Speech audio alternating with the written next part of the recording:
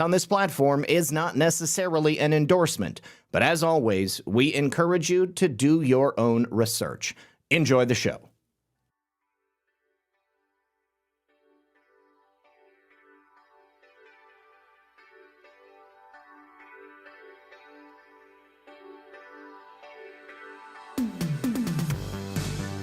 Good evening, everyone. And of course, welcome back to another very exciting episode of Red Pill News Live. I want to give a big shout out to Micro Toolmaker, where we go one, we go all. Thank you, sir, for your continued support of the channel, and thank you so much for the 10 gifted subscriptions. Now, if you want to get yourself one of those gifted subscriptions, the best way to make sure that's possible is to be here in the chat participating, but you just got to be here at the time that Micro pops in and feels generous.